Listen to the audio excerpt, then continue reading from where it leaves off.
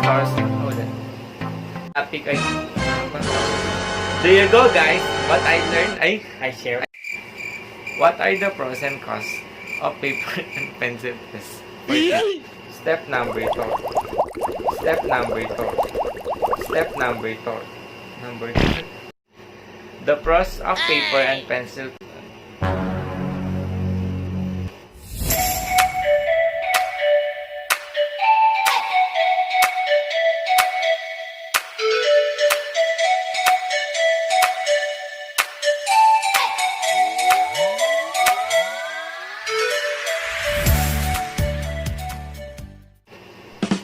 Hi! My video log for today is all about distinguish and constructing various paper and pencil tests. The 4 subtopics are: first, planning a test and construction of TOS, type of paper and tests, constructing selected response type, constructing supply type, and constructed response type. Our professor assigned us to choose 2 subtopics and explain it. The topic I choose are planning a test and construction of TOS and of type of paper and tests. What is planning a test and construction of TOS? First, what is TOS or Table of Specification? Table of Specification is a plan prepared by a classroom teacher as a basis for test construction, especially periodic tests. It's a two-way chart which describes the topics to be covered by a test and the number of items or points which will be associated with each question. A TOS is a chart that shows the topic that will be covered on a test. Why is TOS or Table of Specification is connected with the planning a test? A TOS is like a blueprint or sample of test. It is like a guideline of a teacher on how she or he will make a test or assessment for his or her student. What are the 6 elements of TOS? First, knowledge. Remembering facts, definition, terms, and concept. Second, comprehension. Understanding the meaning of material. Explain, interpret, summarize, give example, predict, and translate. Third, analysis. Selecting a concept or skills and urging it to solve a problem, compute, apply, solve, modify, and construct. Fourth, analysis. Breaking material down into its parts and explaining hierarchical relation. Fifth, synthesis. Producing something original after having broken material down into its component parts. Last, evaluation. Making a judgment based on a pre-established set of criteria. What does TOS or Table of Specification look alike?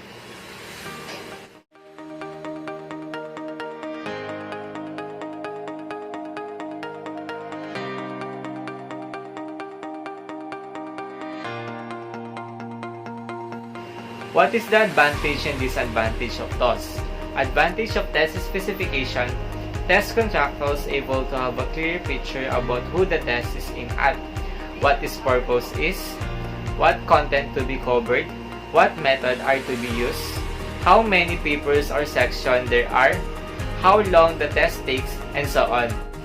Number 2. By having a test specification, test user will know about the description of a test content. Number 3. Test specification also will able to give some description of a test to help admission officer decide whether the test is valid for particular decision to be taken. For university admission purpose, a test that measure academic-related language skills is likely to be less valid than one that does. Disadvantage of test specification: test specification just limited to certain people. Usually, test takers like students do not have test specification, so they cannot make enough preparation for their test since they do not know what content they will be tested.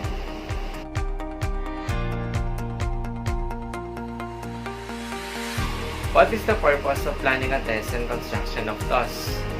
Ensure proper emphasis given to all elements of a course of study, and if it's relevant or has the content validity of the subject, and can be also guide for writing for the test.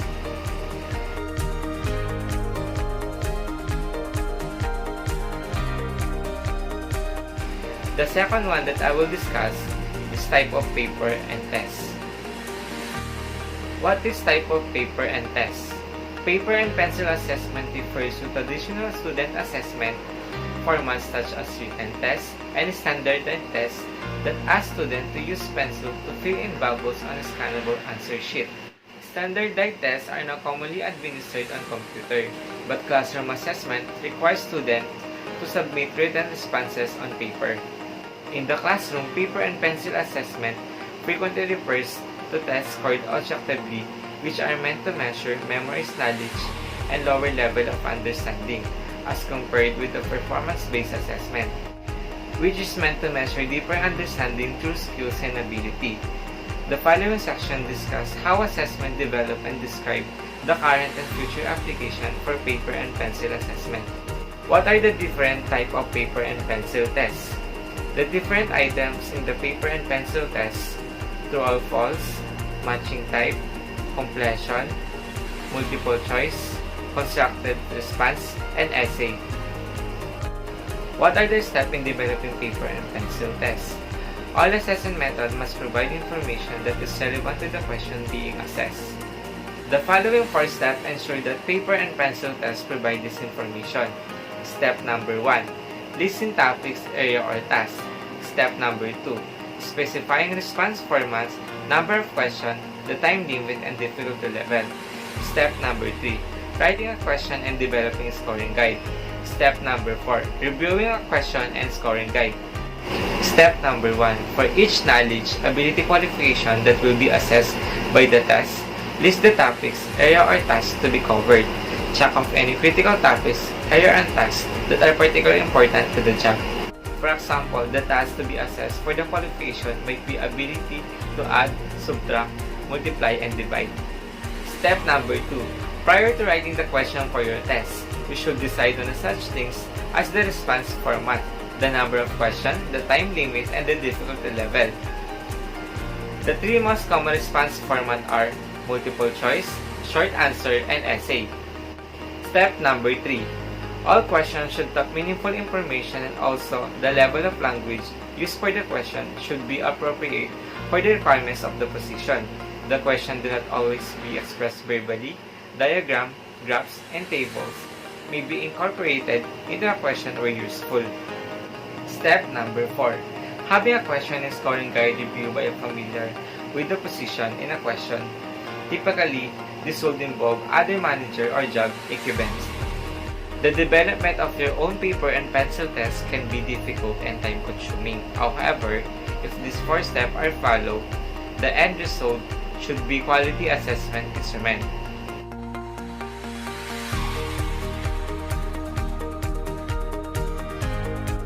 What are the pros and cons of paper and pencil tests for the teacher? The pros of paper and pencil tests for teacher are: first, the teacher can evaluate student learning performance and grade. Second, the teacher can make assessment or test can be easily understand for the student. Last, teacher can also assess ideas and skills of student. While the cons of paper and pencil tests for teacher are: first, test result cannot resolve all the problems of teacher selection. Second, if don't predict classroom performance.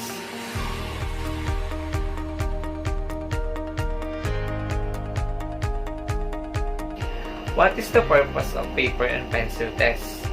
The purpose of it for teacher is to assess his or student if they learn something, what they are studying, and also guide for them to make an effective assessment. To wrap up everything, the 2 subtopic I pick is connected on planning and making a test or assessment for students. These 2 are very important in studying and can also use in different areas like job, skills, qualification for each person. As a future educator, it can be also my guide on making an effective assessment or test. There you go, guys! I share what I know and learn about this topic that was given to us. Thank you, Sir Jefferson Herrera, for making this possible. If you want to know and learn more, just visit the website www.eric.ed.gov and www.slideshare.net, Kimberly Alvarez. Until my next educational vlog, again, this is Jan. Thank you for watching. Bye!